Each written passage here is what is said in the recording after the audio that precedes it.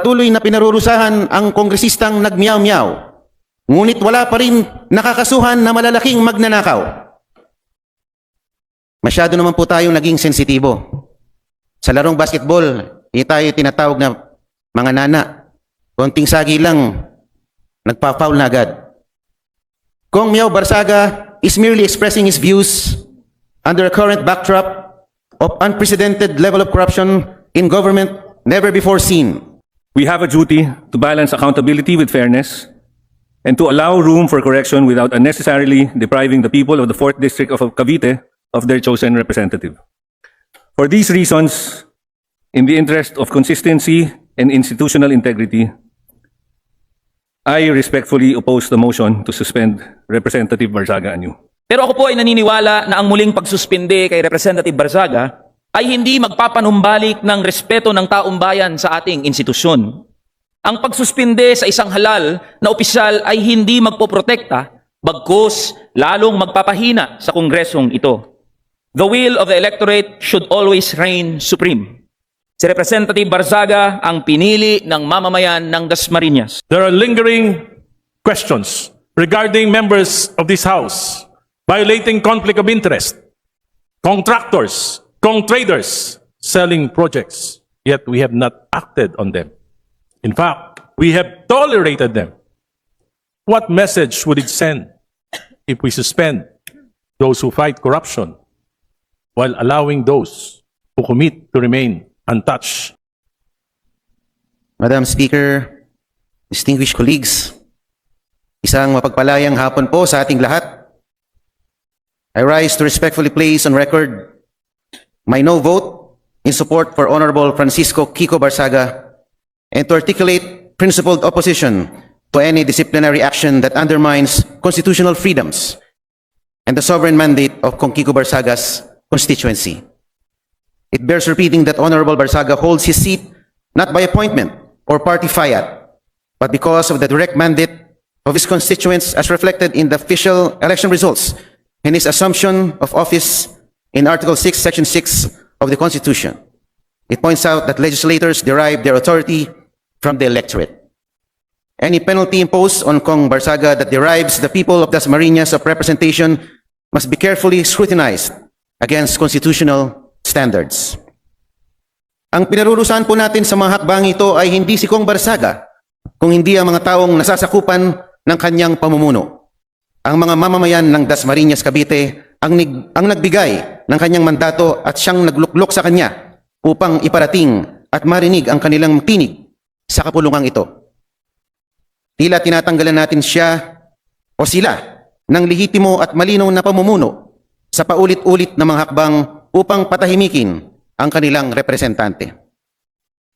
Patuloy na pinarurusahan ang kongresistang nagmiyaw-miyaw, ngunit wala pa rin nakakasuhan na malalaking magnanakaw. Masyado naman po tayong naging sensitibo. Sa larong basketball, tayo tinatawag na mga nana. Konting sagi lang, nagpa-foul na agad. Kong Miao Barzaga is merely expressing his views under a current backdrop of unprecedented level of corruption in government never before seen. Nagsasalita lang naman po siya base sa kanyang nakikita at naobserbahan. Hindi po siya nag-imbento o gumagawa ng kwento na katang-isip lamang.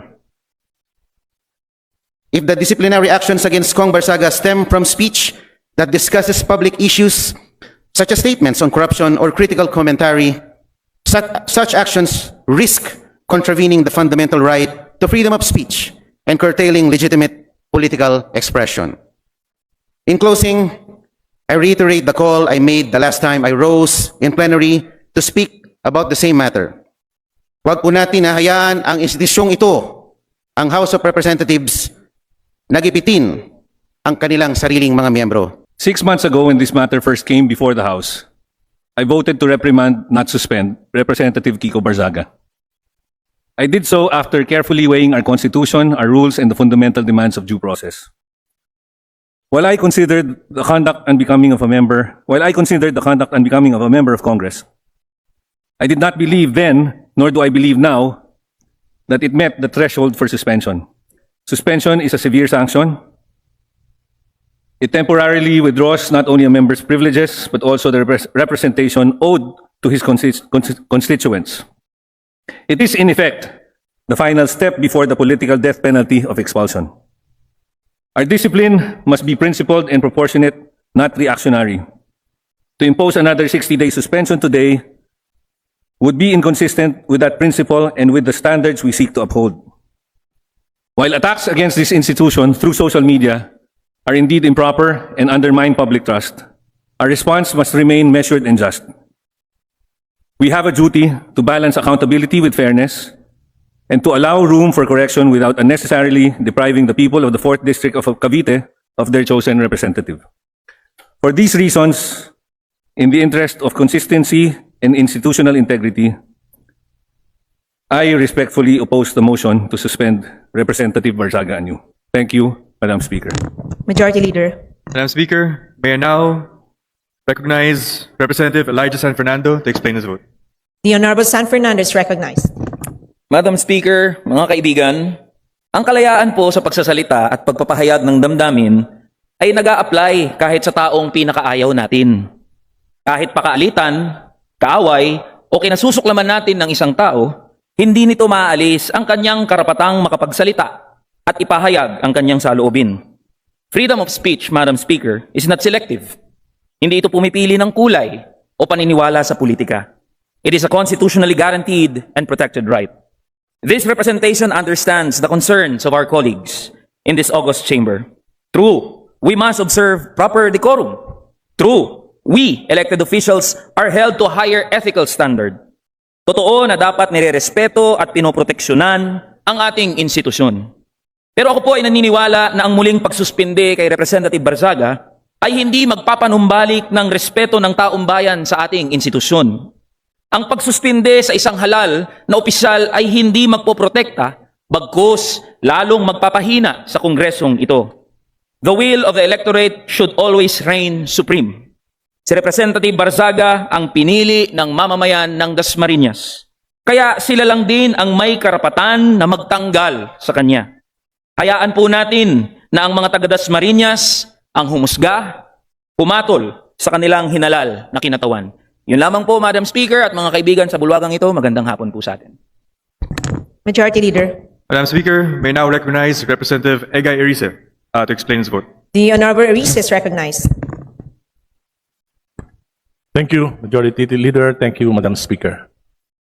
I still recall some 50 years ago, when former President Ferdinand Edralin Marcos Sr., speaking to us, youth leaders of the nation, saying he wanted to combine the wisdom of the youth with the foolishness of the old.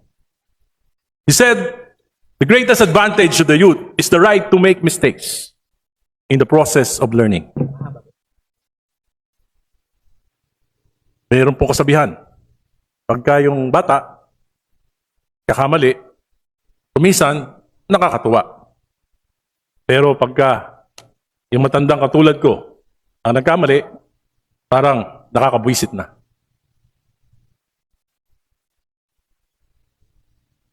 We have already sanctioned Congressman Kiko with 60 days suspension. And in respect to my old friend, the late P.D. Barzaga, considering his youth, I can no longer vote for an extension of his suspension.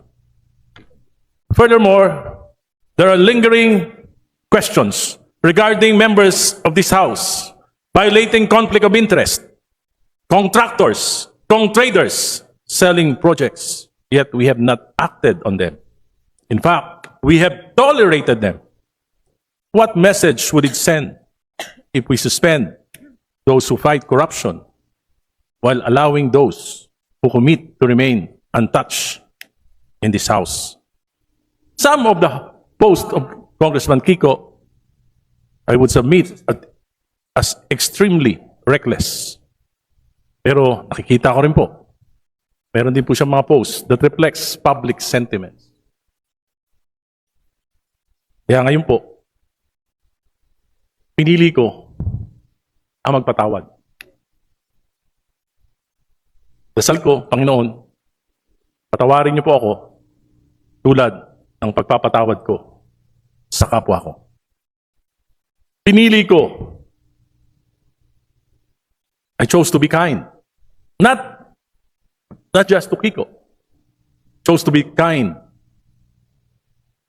to the almost 1 million population of Dasmariñas, Cavite, the constituency of Congressman Kiko Barsaga. Salamat po.